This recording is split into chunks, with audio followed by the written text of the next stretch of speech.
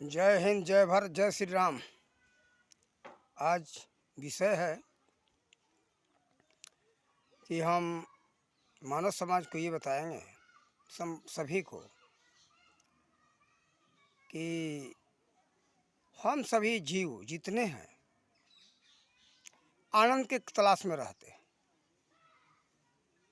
तो आनंद के तलाश में रहने का कारण क्या है? आनंद, सुख, हर समय सुख ढूंढते, हर समय सुख चाहिए, आनंद चाहिए। क्यों? इसका कारण क्या है?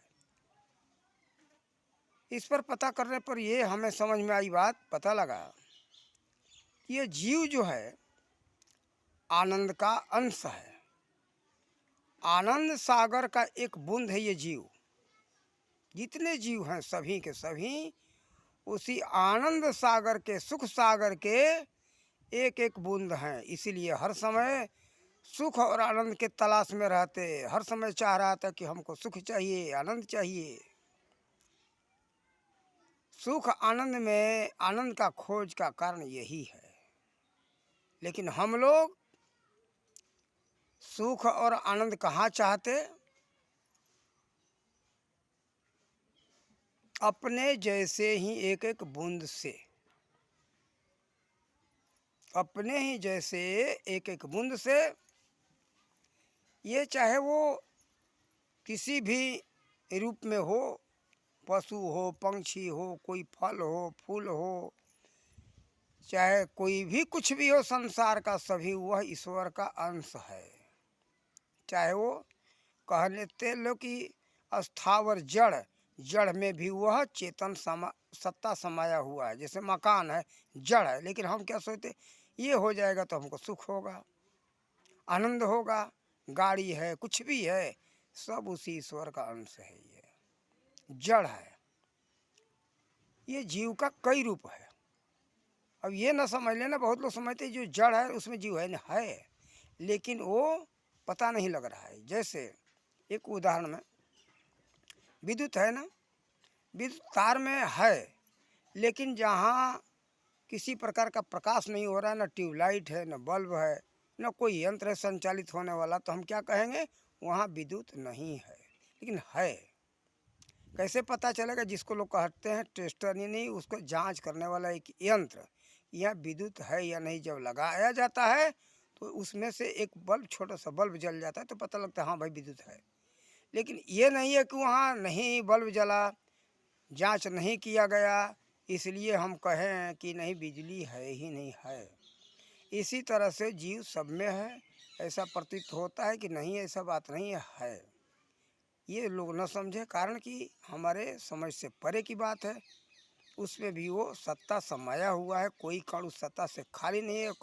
परमपिता परमात्मा से उसी आनंद सागर का सत्ता उसमें भी है, उसका अंश उसमें भी है, सुख सागर का अंश उसमें भी है। लेकिन वह अंश हमको सुख नहीं दे सकता, कारण कि वो स्वयं स्वतंत्र नहीं है, सुखी नहीं है, वो भी दुखी है। उसका समय पूरा होगा, समाप्त हो जाएगा तो हम दुखी हो जाएंगे।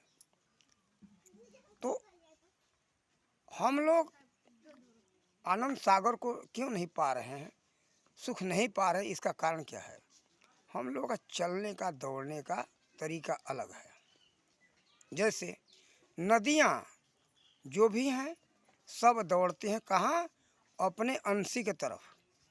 सभी समुद्र की तरफ दौड़ती हैं, समुद्र की तरफ दौड़ती हैं तो एक दिन जा कर के वो समुद्र में मिल जाती हैं। तो समुद्र में मिल जाने के बाद उसको पता नहीं रहता कि मैं क्या हूँ। वो समुद्रमय हो जाती है, चाहे वो गंगा का जल हो, जमुना का जल हो, चाहे टॉन्स नदी का जल हो, चाहे वो सोन नदी का जल हो, घाघरा का जल हो, गोमती का जल हो, ब्रह्मपुत्र का जल हो, सभी नदियाँ जाकर के उसमें सागर बन जाता है। यही कारण है कि हम लोग का दौड़ने का दिशा गलत है। हम लोग छोटे छोटे ये नदियों में, छोटे छोटे नालों में आनंद ढूंढ रहे हैं, तो नहीं मिलेगा। आनंद सागर में जाएंगे तो सब कुछ मिल जाएगा, वहाँ सुख शांति मिलेगा। सुख यहाँ नहीं है, चाहे संसार के किसी वस्तु में हम लोग सुख ढूंढते हैं, ये प्राप्त नहीं होगा। कारण क्या है कि स्वयं सुखी नहीं है। जैसे नदियाँ सागर नहीं है, नदी का अंत हो जाता है, नदियों का जल सूख जाता है, बह जाता है, सूख जाता है, लेकिन सागर का जल कभी सूखता नहीं, समाप्त नहीं होता, कारण कि अथाह है, ये कारण है। इसी तरह से वह परम पिता परमात्मा अथाह सागर हैं सुख के, आनंद के, इसलिए हम सबको उसी परम पिता परमात्मा की तरफ दौड़ना चाहिए, जो अजर अमर अविनाशी कहा गया है। तो हम लोग क्या करते हैं, आज इस वस्तु में आनंद ढूंढे, उस वस्तु में आनंद ढूंढे, वहाँ गए, थोड़ा सा आनंद मालूम हुआ, फिर फीका पड़ा, आगे बढ़े, इधर उधर हम लोग भटकते रहते हैं, भटकते रहते हैं, बार बार भटकते रहते, बार बार भटकते रहते, आज यहाँ कल वहाँ परसों वहाँ। देखो, ये आनंद यहाँ कहीं किसी भी जगह प्राप्त नहीं हो सकता है, कारण कि इसमें स्वयं ये आनंदित नहीं है, सब दुखी हैं, परिवर्तनशील हैं, बदल जाने वाले हैं। मान लो कोई भी कुछ भी हो, लेकिन यहाँ अस्थाई नहीं है, सबको इतना मालूम है। देखो, अब ये कैसे प्राप्त होगा ये जो है प्राप्त होगा कैसे, इसके बारे में हम आप लोगों को संकेत दे रहे हैं। थोड़ा सा इस वीडियो में हम कितना समझा सकते हैं, लेकिन थोड़ा सा संकेत देंगे। देखो, ये सब प्राप्त होगा तत्वदर्शी संत से, जिसको तत्वदर्शी संत कहते। संत तो बहुत है, संत संत संत, बहुत से संत नाम पड़ा हुआ है, लेकिन संतों में भेद है। इसीलिए महाभारत में श्री भीष्म पितामह जी समझाते हुए कहते हैं, कुरुक्षेत्र में पांचों पांडव और कौरव दल के लोग इकट्ठा हुए थे, तो उन्होंने समझाया है, परम तत्व यह नाम जो एका, सुमिरहि संत जय हृदय विवेका। उस परम तत्व, परम माने स्वयं स्वतंत्र तत्व जो है, उस नाम को सभी लोग सुमिरन नहीं कर सकते, कारण कि उस नाम का ज्ञान सभी के पास नहीं है। सुमिरे संत जे हृदय विवेका, जिस संत के हृदय में उस नाम का ज्ञान होगा, वही संत उस नाम का सुमिरन कर सकते हैं। इसलिए वैसे ही संत का हम सबको तलाश करना चाहिए, वही संत ज्ञान दे सकते हैं, जो परम तत्व, परम माने स्वयं स्वतंत्र तत्व, जिसका कभी नाश नहीं होता है, न उसका कभी उदय है न अस्त है, न कभी बनता है न बिगड़ता है, स्वयं स्वतंत्र है, अजर अमर अविनाशी जिसको कहते। वैसे संत के पास जाने पर वह ज्ञान प्राप्त होगा, जो कि हम उस परम पिता परमात्मा के पास पहुंच सकते, और वो शांति मिल सकता है।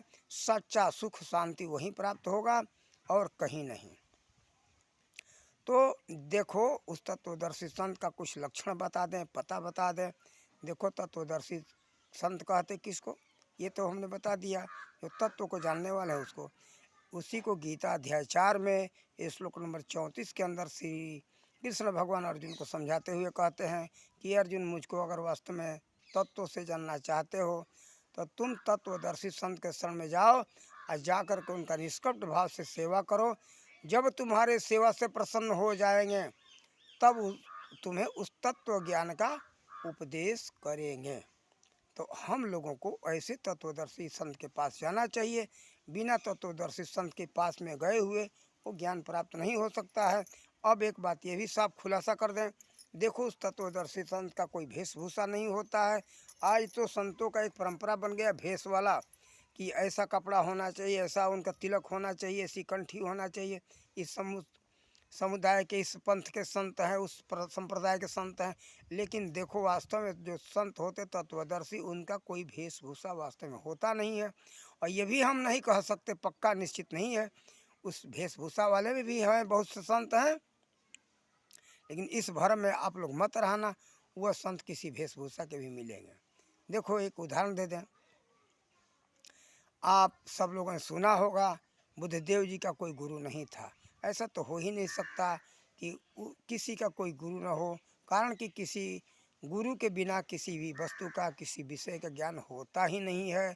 लेकिन कौन उनका गुरु था, बहुत लोगों को मालूम नहीं है। आज बहुत से कम विषयों में, कहीं कहीं पुस्तकों में मिलता है पढ़ने के लिए, लेकिन उनके गुरु का नाम था सुजाता। ये नेट पर पड़ा हुआ है, आप लोग गूगल से पूछ सकते हो, वहाँ भी ये नाम मिलेगा। तो सुजाता का नाम आया है वहाँ गूगल में भी, और इतिहासों में भी कहीं कहीं मिलता है वर्णन, लेकिन कम लोगों को ये पता है, कम जगह लिखा हुआ, सभी इतिहास में इसका वर्णन नहीं है। तो देखो सुजाता एक जो थी, एक औरत थी, गृहस्थी औरत थी, वो बाल बच्चेदार थी, गृहिणी नारी थी। तो उसने वो जो है बुद्धदेव जी को उस सत्य का बोध कराया था, तत्व का दर्शन कराया था, उस तत्व का बोध कराया था। तत्व का उसने कौन, परम तत्व का बोध कराई। जब बोध हो गया, इसीलिए उनका नाम पड़ा बुद्धदेव। किसका? सिद्धार्थ का। उनका पहला नाम सिद्धार्थ था। तो वो जो है वहीं पर बोध हुआ उनको, इसीलिए बोध हो गया, उस स्थान का नाम पड़ा। तो आज क्या नाम हो गया? बोध गया। कारण कि वो बोध चला गया, जिसके पास बोध था, वो बोध था सत्य का, वो तो है ही नहीं वहाँ, और वो ज्ञान आज किसी के पास नहीं है। बोध गया, वो बोध चला गया, है नहीं, इसका मतलब ये हुआ। लेकिन सत्य का बोध हुआ, इसीलिए उनको बुद्धदेव कहते। और आज लोगों में भ्रम फैला हुआ है कि बौद्ध धर्म कोई अलग है, अलग नहीं है। यह तत्व ज्ञान जिस पंथ में, जिस संप्रदाय में नहीं है, वो कोई पंथ नहीं है, बेकार का बकवास है, पाखंड है, पूरा ढोंग ढकोसला है। यह तत्व ज्ञान ही सभी पंथ संप्रदायों का मूल सिद्धांत है। तत्वदर्शी संत ही, बड़े बड़े ज्ञानी ही इस बात को समझ सकते हैं, नहीं तो पंथ संप्रदाय में जो फंसे रहने वाले हैं ना, ये बात नहीं समझेंगे। किसी भी पंथ संप्रदाय में हम तह में गए तो यही देखा, सभी महापुरुषों ने इसी तत्व ज्ञान का प्रचार किया है, चाहे वो भगवान श्री राम हो या कृष्ण हो, चाहे बुद्ध हो, चाहे कपिल हो या नारद हो। जब जब आए हुए धराधाम पर इसी तत्व ज्ञान का, आत्मज्ञान का उपदेश ये लोग किए हैं। जब यही लुप्त हो जाता है ज्ञान, तो उस परमपिता परमात्मा का आगमन होता है इस धराधाम पर। वैसे बीच बीच में तो संत अनेक कई रूप धारण करके आते हैं इस धराधाम पर, जैसे कबीर, दादू, बहुत से संत आए, कितने का नाम गिनती कराऊं, लेकिन संकेत दे दिया। आते हैं समय समय पर इस धराधाम पर आकर के सबको ये ज्ञान कराते हैं। देखो ऐसा है, इसी बात पर मुझे एक बात याद आ गई। ये नहीं है कि वो जो तत्वदर्शी हो ना, वो ब्राह्मण ही कहलाए। ये देखो ब्राह्मण तो है, लेकिन ऐसा नहीं है, लेकिन कर्म उसका जो भी हो। जैसे रविदास जी थे, एक मोची थे, लेकिन चमड़े का काम करते हुए उनके पास ब्रह्म ज्ञान था। उसी ब्रह्म ज्ञान के कारण, उसी ब्रह्म विद्या को प्राप्त करने के लिए मीराबाई एक राजघराने की राज रानी आकर के वहाँ उनसे दीक्षा लिया, तत्व ज्ञान का प्राप्त किया। प्राप्त करके उसने भजन किया। आप सब लोग मीराबाई के बारे में जानते ही हो। तो उनके गुरु का नाम था रविदास। रविदास जी की शिष्य थी। कारण ये था रविदास जी ही के पास क्यों आई, कारण कि उनके बराबर में तत्व ज्ञान वाला कोई पुरुष तो था ही नहीं, कोई संत था ही नहीं, किसके पास जाए। कारण यही था, ये वहाँ जाति पाति भेदभाव नहीं देखा जाता है, तत्व ज्ञान देखा जाता है। तुलसीदास जी ने कहा है कि भाई देखो, सुवर्ण कहीं भी हो, कचरे में भी हो, बिष्टा के अंदर भी हो, लेकिन धो करके ले लेने में उसमें कोई दोष नहीं है। काम नहीं देखा जाता है, ये सब कार्य तो करना ही पड़ेगा। कार्य नहीं करोगे, सामाजिक व्यवस्था बिगड़ जाएगा। उस समय वर्जित नहीं था ये ब्रह्म ज्ञान अमुक जाति के पास होगा, अमुक जाति, जाति तो कोई होता नहीं, मनुष्य एक जाति होता है। लेकिन उस समय में ये निश्चित था कि यह ब्रह्म विद्या सभी के पास होना चाहिए। लेकिन देखो ये व्यवस्था तो बिगड़ गया। उत्तर वैदिक काल से बहुत लोगों के पास हुआ ही नहीं। वैश्य शूद्र के पास तो बिल्कुल नहीं, हमारे माताओं के पास नहीं। माताओं के पास नहीं रहेगा तो उसका संस्कार कौन देगा? इसलिए माताओं के पास तो होना ही चाहिए। माता के पास नहीं होगा तो आप ब्रह्मज्ञानी हो ही नहीं सकते हो, कारण कि गर्भ का संस्कार सबसे मजबूत होता है। माँ को ये ब्रह्म विद्या होना ही चाहिए, तभी जाकर के आपके अंदर वो ज्ञान प्राप्त होगा और ज्ञान में पूर्ण हो सकते हो। बीच में अगर ज्ञान प्राप्त होगा तो अधूरा होगा, अगर हो भी जाए तो उतना कामयाबी नहीं मिलेगी, या तो मन लगेगा ही नहीं। इसलिए माँ के अगर अंदर ये विद्या है तो बहुत ज़रूरी है, अच्छा है, उससे वो परिपूर्ण कर सकती है। ध्यान करेगी, सुमिरन करेगी, गर्भ अवस्था में उसका प्रभाव पड़ेगा। जो मनन चिंतन करती रहेगी परमात्मा के संबंध में, ब्रह्मज्ञानी जो होते हैं परमात्मा के बारे में कुछ ना कुछ तो चिंतन करते ही रहते हैं। जो एक आँख बंद करके बैठ जाओ, वो भी ध्यान होता है। चलते फिरते मन से चिंतन करते हो, ये भी एक प्रकार का ध्यान है। तो ध्यान कई तरीके का होता है। और देखो ये ध्यान का प्रभाव गर्भावस्था में जो माँ करेगी ना, वो पूर्ण रूप से बच्चा के ऊपर पड़ता है। इसलिए माँ के पास तो ब्रह्म ज्ञान होना ही चाहिए। यही ब्रह्म ज्ञान न होने के कारण आज मानव समाज के अंदर दानवता फैल गया। चाहे वो ब्राह्मण क्यों न कहा जा रहा हो, लेकिन उसके अंदर वो विषय नहीं है। केवल जनेऊ हो जाने से वो विषय नहीं पूरा प्राप्त होता है। जनेऊ संस्कार तो आजकल के समय में कोरम बन चुका है, खाना पूरी किया जा रहा है उपनयन संस्कार का, लेकिन वो इससे होता नहीं। उपनयन संस्कार का वास्तविक मतलब क्या है कि दिव्य दृष्टि प्राप्त हो जाना चाहिए, यानी तीसरा नेत्र खुल जाना चाहिए। उस तीसरा नेत्र को ही कहा गया 10वां दरवाज़ा। इसीलिए संतों ने कहा है घूंघट के पट खोल रहे तो है पिया मिलेंगे। जब वो 10वां दरवाज़ा खुलता है ना, तब तो उस परमात्मा का दर्शन होता है। पिया उन्हीं को कहा गया है, यानी सभी का पति यानी पालन करता, सब उन्हीं को कहा गया है। तो देखो, जब ये घूंघट यानी बाहरी, ये घूंघट मत समझ लेना, घूंघट वही है 10वां दरवाज़ा। दरवाज़ा बंद है ना, दरवाज़ा खुल जाए तो परमात्मा का दर्शन हो जाता है। वही जो है उपनयन संस्कार के समय में वही खोलना चाहिए, लेकिन आज कोई कहाँ खोल रहा है। हमने कई जगह हमने देखा, हम गुजरात में रहते साधु समाज में रामानंदी में, तो रामानंदी में हमको बुलाया जाता है जनेऊ संस्कार के समय पर, तो कार्य होता ही नहीं है। तो बच्चा को ब्रह्म का ज्ञान कैसे होगा? ब्रह्म ज्ञान होना जरूरी है, चाहे नर हो नारी हो, सबके पास ज्ञान होना चाहिए। तो हाँ, अब आगे बढ़ी बात। तो तत्वदर्शी संत, तो देखो ये तत्वदर्शी संत का कोई वेशभूषा नहीं है। अब देखो उनका एक और पहचान बता दें। उनके पास जाओगे तो कहोगे कि क्या आप परमात्मा का दर्शन करा सकते हो, तो वो बोलेंगे कि हाँ दर्शन करा सकता हूँ। जैसे रामकृष्ण परमहंस के पास पहुँचे थे नरेंद्र, उनका आगे चल कर के नाम पड़ा था विवेकानंद। तो क्या कहे कि क्या जिनका चर्चा करते हो, जिनका भजन सुमिरन करते हो, उनका दर्शन करा सकते हो आप? तो उन्होंने कहा रामकृष्ण परमहंस ने, हाँ नरेंद्र, मैं तुमको उनका दर्शन करा सकता हूँ। जैसे तुम हमको आप सामने देख रहे हो, वैसे ही उनको तुम देख सकते हो। और मैं देख रहा हूँ, तुम देख रहे हो, आमने सामने वो देखने का विषय है, दर्शन करा सकता हूँ। तत्वदर्शी संत ऐसे कहते हैं। और जो नहीं जानते हैं या तो नाराज हो जाएंगे, अरे बेवकूफ़, तुमको कौन कहा देखने का विषय नहीं है, केवल सुमिरन करते रहो, भजन करते हो, मैं मंत्र दे देता हूँ, सुमिरन करो, भजन करो, कभी दर्शन हो जाएगा।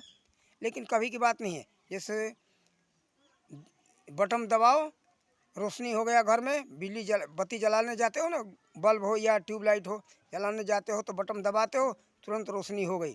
ठीक इसी प्रकार से वो तत्वदर्शी संतों के हाथ में ऐसी शक्ति होती है, मत्था पर हाथ रखे तुरंत जो है उस सत्य का दर्शन हो जाता है।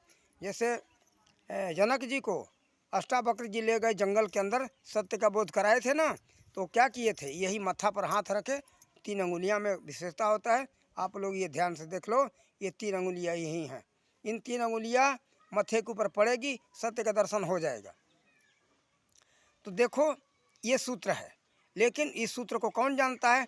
तत्वदर्शी संत ही जानते हैं। जाओ ये बात पूछ लो, क्या मत्था पर हाथ रखने से दर्शन होता है? ये लोग जो नहीं जानते हैं तो कहे ये पागल, ये कौन बता दिया, ये किसने तुमसे कह दिया, ये तो बेवकूफ़ बनाने की बात है। ठीक है, हम मान लेते हैं उन लोगों के कहने के अनुसार, लेकिन ये वास्तव में सूत्र यही है। ये जो नहीं जानते हैं ना, अपने जैसे नकली सौदा बेचते ना बनिया लोग, तो क्या कहते हैं, तुमको कौन पक्का पहचान बता दिया, ये गलत है वो गलत है, अब देखो ये पहचान है वो पहचान है, सही सौदा है हमारा, भले वो 17 किस्म का मिलावट वस्तु क्यों ना हो, लेकिन वो अपना साबित करते हैं ये लोग। इसी तरह के आज के संत जो है ना, जिनके पास सत्य का ज्ञान नहीं है, वैसे ही कहेंगे ये तो झूठा बात है, काल्पनिक बात है। काल्पनिक नहीं है सजनों, ये सत्य बात है।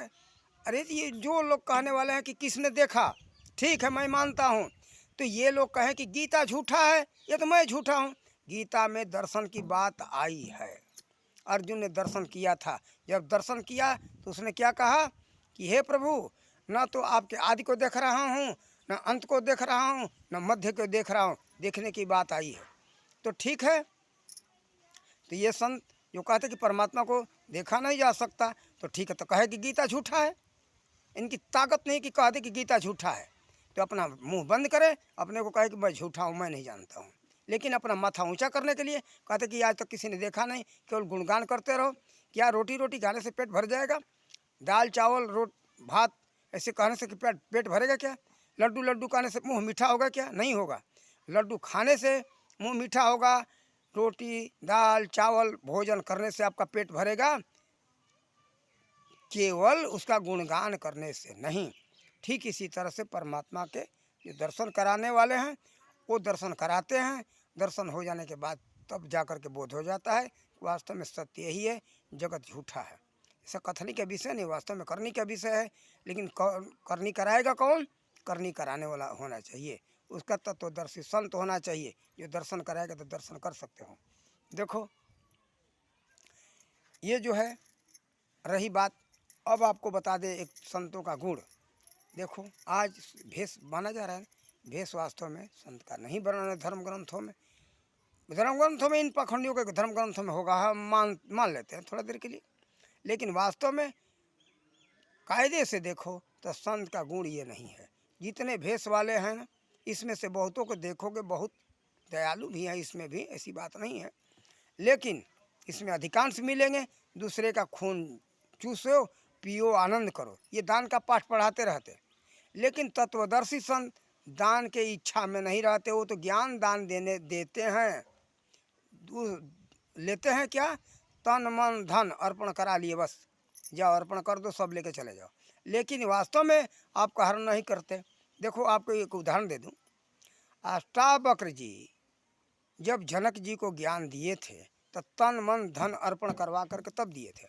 लेकिन अंत में जब राजा जनक कहे कि ये महाराज, पहले तो आधा राज देने को कहे थे कि जो हमको इस सत्य का बोध करा देगा, हमको जो सपने में देखा हूँ क्या है सत्य है असत्य क्या, हमको जो सत्य का बता देगा, ठीक है वो मैं उसको आधा राज दूंगा।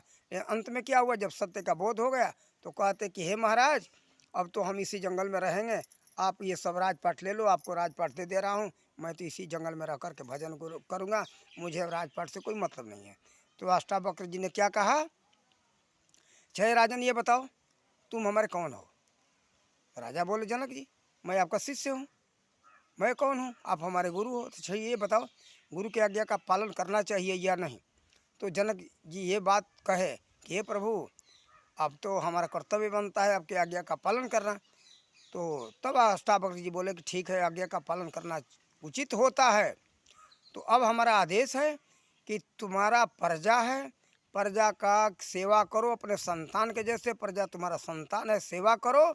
और हमें अगर देना ही चाहते हो तो राजपाट हमको नहीं चाहिए, तुमको तुम्हारा कुछ भी और नहीं चाहिए। अगर देना चाहते हो तो एक वस्तु हमको चाहिए, दक्षिणा में देना चाहते हो दे दो। तो जनक जी बोले कि ठीक है, जो आपका आदेश हो, आपका सब कुछ है, जो मांगो, जो आपको इच्छा ले लो।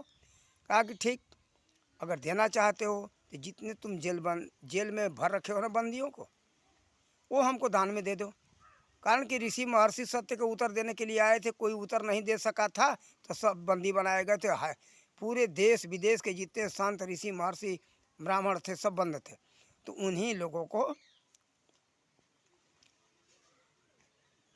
अष्टावक्र जी मुक्त कराए थे। देखो संत जो होते हैं ना, कहा है कबीर साहब ने, सही कहा है, साधु भूखा भाव का धन का भूखा ना, जो धन का भूखा फिरे सो तो साधु ना। यही सत्य है। तो देखो ये आज के संत जो है ना दान का पाठ पढ़ाते रहते, केवल भेष वाले यही करते रहते, खून चूसते रहते लोगों का। लेकिन ये उचित नहीं है, गलत है। भेष का कहीं वर्णन नहीं। अब आप लोगों को एक रामायण के चौपाई सी पर हम बता रहे हैं, सुना रहे हैं। कहाँ का है? उत्तरकांड में काकभूषुंडी जी गरुड़देव जी से कहते हैं, पर उपकार बचन मन काया, संत स्वभाव सहज खगराया। मन वचन कर्म तीनों से जो परोपकारी होते वही है संत। मन वचन कर्म से जो परोपकारी है ना वही संत है। तो देखो ये पक्का पहचान है, जो परोपकार करे उसका वेशभूषा मत देखना, जैसा भी भेष हो। ये नहीं कि तो गृहस्थी है, आजकल क्या प्रथा चला, अरे वो तो संसारी है, वो गृहस्थी है, वो तो बेकार है, साधु तो है ही नहीं। अरे भजन का मतलब यही है, दूसरे का भला करना। भक्ति का अंतिम लक्ष्य है परमात्मा का दर्शन। जब परमात्मा का दर्शन हो जाता है तो जब सत्य का वास्तव में बोध हो जाता है, परमात्मा का दर्शन हो जाता है, तो ये भाव आता है, सिया राम मैं सब जग जानी, करऊँ प्रणाम जोरी जुग पानी, माया जाल कपट मन बंदा, सब घट पूरण बाल गोविंदा। ये चौपाई लिया था हमने महाभारत शांति पर अध्याय 6 से। और पहली चौपाई थी रामायण के बालकांड के 207 के नीचे है, बालकांड में है।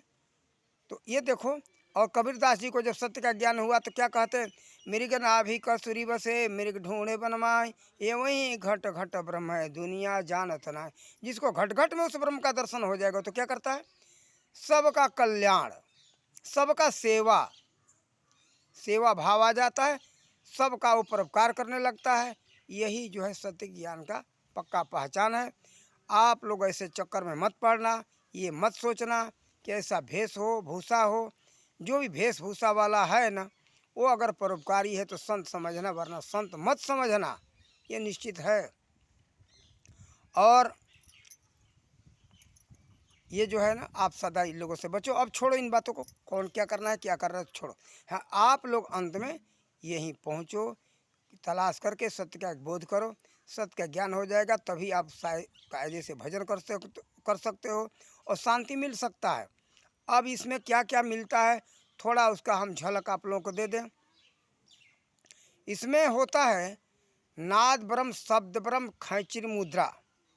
नाद ब्रह्म का मतलब जो आरती के अंदर साज बाज बजाया जाता है ना, उसी तरह का जहाँ आरती निरंतर हो रहा है, अब वहाँ का बात है ही है, वो निरंतर आवाज़ हो रहा है, साज बज रहे हैं, बजाना नहीं है। तो इसका चर्चा ब्रह्मानंद भजन माला में आया है, आप लोग उठा करके देख सकते हो। देखो ये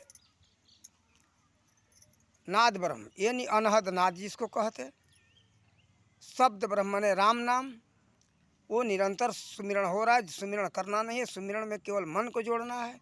ये तत्वदर्शी संत ही बताएंगे, इसका भी वर्णन है ब्रह्मानंद में। और ज्योति ब्रह्म, ज्योति ब्रह्म माने उस ज्योति स्वरूप का ध्यान करना, ब्रह्मानंद में भी है, गीता में भी है, रामायण में भी है, बाइबिल में है, सभी जगह उस ज्योति की चर्चा हुई है। उसी को कहा गया है गायत्री मंत्र यजुर्वेद में कि भर्गो देवस है ज्योति स्वरूप देवता, ज्योति स्वरूप का ही वंदना हुआ और कुछ नहीं है वहाँ। हे प्रभु आप ज्योति स्वरूप हो। उसका विस्तार में तो बहुत है, क्या कहते कि हे प्रभु आप सर्वशक्तिमान हो, आप सबके कल्याणकारी हो, आप सबके भजने योग्य हो, आप ज्योति स्वरूप हो, इसलिए आपको उस ज्योति स्वरूप का मैं ध्यान करता हूँ। तो देखो ये ज्योति की चर्चा कई धर्म ग्रंथों में आया है, उस राम नाम का चर्चा कई धर्म ग्रंथों में आया है। देखो ये बात नहीं है, सभी धर्म ग्रंथों में एक ही बात है, चाहे वो किसी भारत का संत का मत हो चाहे विदेशी संत का मत हो, सभी संतों का मत एक है। उस ज्योति का चर्चा सबने किया, ज्योति के बारे में सबने बात बताया है, वो राम नाम के विषय में सभी ने बताया है, लेकिन कहने के शैली उनकी अलग अलग है। जैसे क्या क्या कहते कलाम पाक मुस्लिम मजहब में, इस्लाम में, लेकिन क्या मतलब है, कलाम माने शब्द, पाक माने पवित्र। उसी को कहा है कि सुमिरी पवन सुत पावन नामो, क्या नाम, पावन, यानी पावन नाम को हनुमान जी ने सुमिरण किया। सुमिरी पवन सुत पावन नामो, पावन माने पवित्र और कलाम पाक, पाक माने पवित्र, बात एक ही हुआ। लेकिन शब्दों में लेकर के लोग उलझ जाते हैं, कहते कि हमारा तो ये खिलाफ है, गलत है। अरे भाई खिलाफ नहीं गलत, उसका भावार्थ तो समझो। अरे मान लेता हूँ ठीक है, अरब में चले जाओ, वहाँ वो लोग कहेंगे कि आप लो पी लो, क्या आप नहीं पियोगे, इसको कहते हो या जल नीर तो वारी पानी, नहीं पियोगे क्या। लेकिन यही है कारण घृणा करने का, उसमें मतलब नहीं है इसलिए घृणा करते हो, जरूरत पड़ेगा तो कह लाओ भाई हमको चाहिए। तो देखो शब्दों का अंतर है, बात एक ही है। परमात्मा को प्राप्त करने का भी सबकी पद्धति एक ही है, उनको प्रेम से ही प्राप्त किया जा सकता है, प्रेम के अलावा दूसरा कोई रास्ता है नहीं। हमने सभी धर्म ग्रंथों में यही पाया, सभी महापुरुषों का सिद्धांत एक है, चाहे कोई भारत का महापुरुष हो या कोई इंग्लैंड का हो या किसी भी देश का हो, सभी का सिद्धांत एक है। जैसे सिद्धांत एक है, कारण क्या और बता दो और न दिखा जाओ। खाना खाते हो, भारत के लोग खाना खाते हैं मुँह से, नाक से तो नहीं, आँख से तो नहीं, मुँह से खाते हैं। वहाँ के लोग भी खाना खाते हैं मुँह से, आँख से देखते हैं, नाक से सूंघते हैं। तो सूंघने की पद्धति एक है, खाने की पद्धति एक है, देखने की पद्धति एक है। इसी तरह से उस परमात्मा को प्राप्त करने का पद्धति एक है। सभी संतों का मत पद्धति एक ही मत बताया है। यहाँ लोग भेदभाव कर लेते छोटी छोटी बातों को लेकर के, ये बेवकूफ़ी की बात है, नादानी की बात है, न समझने वाले की बात एक है, अलग है। लेकिन सभी संतों का सिद्धांत एक है। न समझने वाले के लिए वहाँ का न समझी हो चाहे यहाँ का न समझो, सभी की बात एक हो जाएगा। वहाँ के लोग भी लेकर के लड़ते, यहाँ के लोग लड़ रहे हैं, तुम्हारा तुम अलग हम अलग, ऐसा करते रहते। कारण कि उनको सत्य का बोध नहीं है। सत्य का बोध हो जाएगा, किसी को उसमें अंतर दिखाई नहीं पड़ेगा। सत्य का बोध न होने के कारण ऐसा हो रहा है। देखो आज ये जो हम सत्य की बात बताए शब्द ब्रह्म का ना, शब्द ब्रह्म, देखो वो जो है ना, ये कहोगे कि हम किसी नाम में जप लें, ये नाम में नहीं है, किसी लिखने में ही नहीं आता है। कारण कि इसीलिए कहा है कबीरदास जी ने, 52 अक्षर माया माही, तामे सत्य नाम नाही नाही नाही। इसमें वो सत्य नाम नहीं है। 52 अक्षर में 36 व्यंजन 16 स्वर। अब तो उसमें कम कर दिया लोगों ने, आलसी लोगों ने छापना कम कर दिया, कम लोग अक्षर छाप रहे हैं। झ 2 तरह का होता है, झ एक ही तरह का देख रहे हैं, बहुत से अक्षरों को मिटा दिया। तो देखो स्वर में भी यही बात है, स्वर में भी घटा दिए, 16 होता उसमें 13 ही कर दिए। तो देखो ये लोग आलस के कारण ऐसा कर दिए। इसमें चाहे जो कुछ करना करते रहे। प्राचीन विद्वान इसके बारे में बहुत कुछ जानते थे। आज क्या है, थोड़ा अक्षरीय ज्ञान हो गया, ये समझ लिए कि अपने को मैं बहुत महान विद्वान हूँ, इन अक्षरों का कोई महत्व समझ लिए भी बहुत बड़ा हम बात मानते हैं, बहुत बड़ा विद्वान मानते हैं। अक्षरों का महत्व मान अलग अलग है, उसी से ज्योतिष का गणना होता है, उससे बहुत कुछ कार्य होता है। तो देखो अक्षरीय ज्ञान हो जाने से कोई बहुत बड़ा विद्वान नहीं हो जाता, हम ये बात नहीं मानते। आजकल क्या है, थोड़ा सा ज्ञान हो गया अपने को महान विद्वान मान लिए, ये भूल जाओ विद्वानों अपने आप को, इससे गलत बात है। अब इसी पर एक बात आ गया हम आज की विद्वता के ऊपर। हमारे साधु समाज में कुछ अनजान है बेचारे, ये नहीं जानते हैं। कारण कि सत्य का तो ज्ञान हुआ नहीं, उस सत्य का तलाश कैसे कर सकते हैं। देखो आजकल बच्चे क्या पूछते हैं कि ये बताओ, गणेश जी तो इतना बड़े विशाल तोंद वाले हैं, बड़ा सूंड है, बड़ा मस्तक है हाथी का, एक चूहा के ऊपर कैसे सवारी हो सकते, कैसे उनकी सवारी होगी। मैं नहीं मानता हूँ। इन संतों के पास उसका उत्तर है नहीं, चुप हो जाते हैं। लेकिन देखो उसका उत्तर है, मैं बताता हूँ। उत्तर ये है कि देखो गणेश जी का सवारी का कारण ये है, गणेश जी के अंदर चूहा का गुण है। जानते हो चूहा में क्या कारण है गुण देने का? चूहा के अंदर एक पिस्सू नाम का कीटाणु होता है। कीटाणु निरंतर काटते रहते तो चूहा जागते रहते, सोते बहुत कम, तो जागते रहेंगे तो कुछ ना कुछ काटते रहते। तो इसी तरह से जैसे चूहा जाग कर के काटते हैं ना, ठीक इसी तरह से वो राम नाम का स्मरण किए थे गणपति जी, इसलिए वो जो है प्रथम पूजा उनका हुआ है। इसी यही कारण है कि उनका वाहन चूहा दिया गया, मूसक। देखो एक सरस्वती जी है ना, सरस्वती जी का वाहन कौन है? हंस। हंस एक पंछी होता है, पंछी के ऊपर कोई सवारी कर सकता है क्या? नहीं कर सकता है, विश्वास की बात नहीं है, लेकिन है। देखो हंस में क्या गुण होता है, दूध और पानी मिला कर रख दोगे ना, तो दूध और पानी को अलग अलग कर देगा। उसके टोंट में ऐसा, मुंह में ऐसा विशेषता परमात्मा ने दिया है। तो इसी तरह से लक्ष्मी, वो सरस्वती के अंदर गुण है कि वो सत्य असत्य का विचार करके अलग कर देता है, निर्णय कर लेता है कि सत्य क्या है असत्य क्या है। देखो अब लक्ष्मी का वाहन ले लो, लक्ष्मी का वाहन उल्लू है। उल्लू क्या क्या होता है? रात में दिखाई देता है, दिन में नहीं। इससे मतलब क्या है कि वो अज्ञानता के तरफ देखता है, ज्ञान के तरफ नहीं, गलत के तरफ दिखाई देगा, अच्छा की तरफ नहीं। लक्ष्मी जिसके पास हो जाएगी ना, वो मतवाला हो जाता है, गलत कार्य में लग जाता है, सही कार्य में नहीं लगता। यही कारण है जहाँ गई लक्ष्मी ना, वहाँ उसको उल्लू बना दिया। शायद ही किसी किसी के पास ऐसा है कि परमात्मा का देन है कि लक्ष्मी रहते वो मद में नहीं होता है, अज्ञानता में नहीं डूबता है, गलत कार्य नहीं करता है, लक्ष्मी का सदुपयोग करता है। नहीं तो बहुत लोग करते नहीं हैं। फिर देखो विष्णु का वाहन जो है गरुड़ है, तो गरुड़ का वाहन होने का कारण क्या है कि देखो गरुड़ का वाहन इसलिए है कि गरुड़ में ये क्षमता होता है कि कठोर से कठोर धातु को गला देता है। देखो लोहा को गला देता है। ऐसे एक उदाहरण मिलता है एक जगह पर, कि जंजीर होता है ना, जंजीर को निगल गया था वो। तो वो एक व्यक्ति ने खींच करके जब निकाला तो उसमें से 3 कड़ियाँ जो गल गई थी। तो इससे साबित होता है कि गरुड़ के अंदर ये क्षमता है कि 1500 सेंटीग्रेड लगभग उसके अंदर तापमान है, जो कि लोहा को गला देता है। 1500 सेंटीग्रेड। तो देखो, कारण कि 14 से 1500 सेंटीग्रेड जब तापमान होता है तो लोहा गलने लगता है। तो उसके अंदर ये पता चलता है कि गला देता है। तो कठोर से कठोर वस्तु को गला देना, इसका मतलब कि वो पाप को भस्म कर देते। विष्णु यानी विष्णु माने सब में वास करने वाला एक देव। ये नहीं कि एक व्यक्ति के विष्णु नाम हम नहीं बता रहे हैं, वह एक सर्वव्यापक जो शक्ति है ना परमात्मा, उसका तरफ संकेत है। वो जो नाम दिया गया है ना, वो इसी के ऊपर दिया गया है। गरुड़ का वाहन का मतलब ये है। चाहे कोई व्यक्ति रहे होंगे जगत गुरु हम सब के पूर्वजों में, ठीक है, इस बात को भी मैं मानता हूँ, लेकिन वास्तव में वासुदेव कहा जाए यानी सब में वास करने वाला देव। विष्णु माने सब में वास करने वाला विष्णु, सब उसी का नाम है, वो शक्ति का। तो देखो, इस तरह से सब देवताओं का वाहन है। जैसे ये शंकर भगवान का वाहन है ना, शंकर भगवान का वाहन है बैल यानी नंदी। इसका कारण क्या है?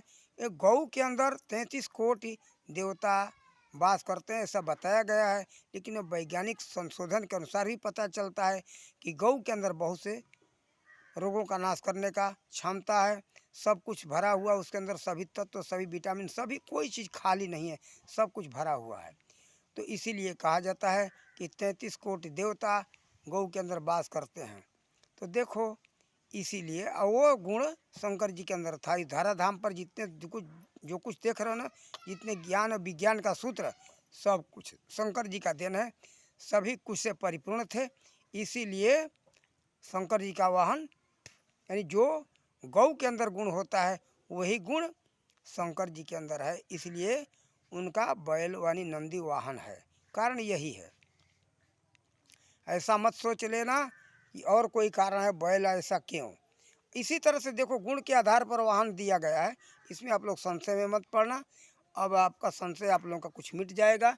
इस तरह का बात हमको किसी ने बताया नहीं, खुद हमने संशोधन करके गुरु महाराज जी के दीक्षा शिक्षा के अनुसार जब हम सुमिरन भजन किए तो मुझे मालूम हुआ सत्य सत्य का निर्णय करने का क्षमता गुरु महाराज जी के आशीर्वाद से मिला।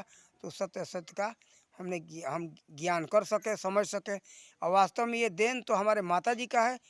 माता जी भजनानंदी थी, सुमिरन भजन करती थी। पिताजी माताजी दोनों संत थे। उन्हीं लोगों की कृपा है जो कि मुझे ज्ञान प्राप्त हुआ है। उन्हीं के आशीर्वाद से वैसे संत भी मिल गए, तत्वदर्शी, नहीं तो हमको भी पूर्ण ज्ञान नहीं हो पाता। वैसे ज़्यादा हमारे अधिकतर माँ का ही देन हमारे ऊपर अधिक है।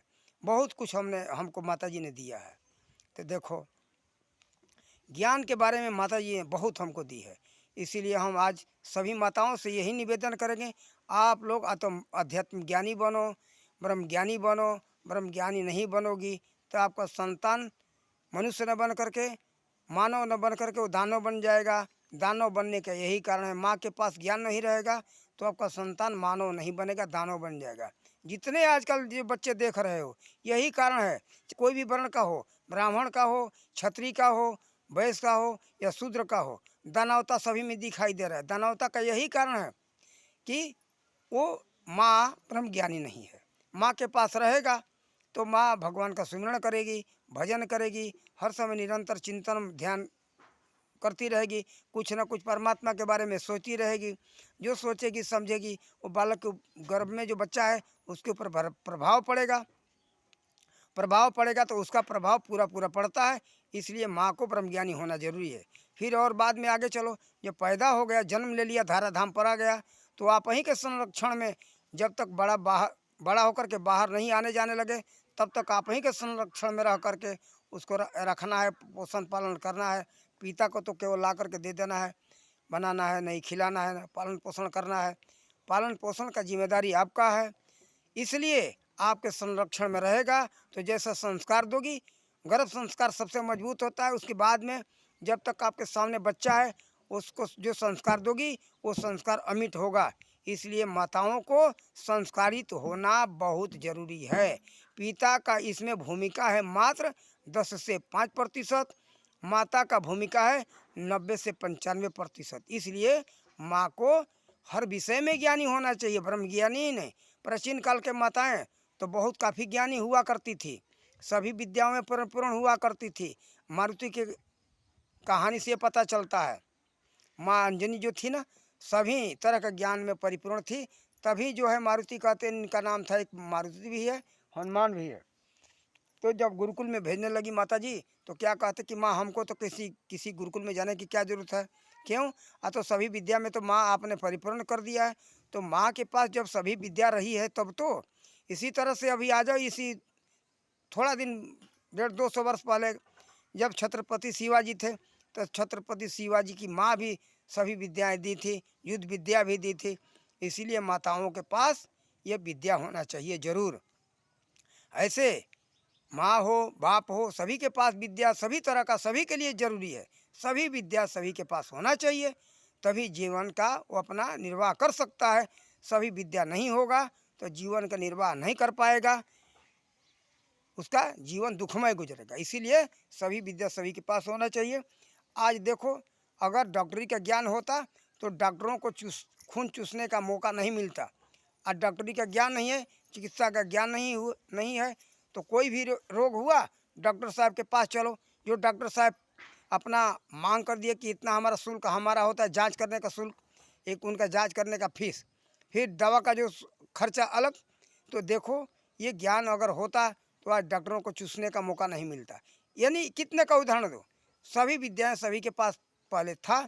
इसीलिए हमारा भारत सोने का चिड़िया था, किसी प्रकार का विशेष खर्च नहीं था। कमाओ और खाओ, आनंद में रहो, कहीं कोई महंगाई नहीं थी, कोई परेशानी नहीं थी, सभी लोग सुखी संपन्न थे। सभी तरह से अपने कला में परिपूर्ण रहोगे तो किसी को बुला करके काम कराने की कोई ज़रूरत नहीं है, सभी कार्य अपने आप कर लोगे, तो किसी को कुछ देना नहीं पड़ेगा, कोई लूट नहीं पाएगा। तो देखो, ये सब सारी बातें हैं। तो प्राचीन काल की विद्या जो बहुत अच्छा था, उसी पद्धति से अब क्या ज़रूरत है, उसी पद्धति से अब विद्यालय खोलने की आवश्यकता है। तो आज ये दानव जो है पैदा नहीं होंगे, मानव पैदा होंगे। और जब तक ये मानव नहीं पैदा होंगे तब तक ये दुख मिटने वाला नहीं है। आप लोग अत्याचारी में परेशानी में सताए जाओगे। अगर अत्याचारी या परेशानी से मुक्त होना चाहते हो, जो जितना जल्द से जल्द हो सके उस प्राचीन काल के गुरुकुल के आधार पर वैदिक कालीन, देखो 2 प्रकार का है, वैदिक कालीन, उत्तर वैदिक कालीन। उसमें गड़बड़िया की हुई है ब्राह्मणों का, लेकिन छोड़ो, जो बीत गया सो बीत गया। लेकिन अब से सुधार करो, उन बातों को गाने से कोई फायदा नहीं है, कोई लाभ नहीं है, हानि ही हानि है।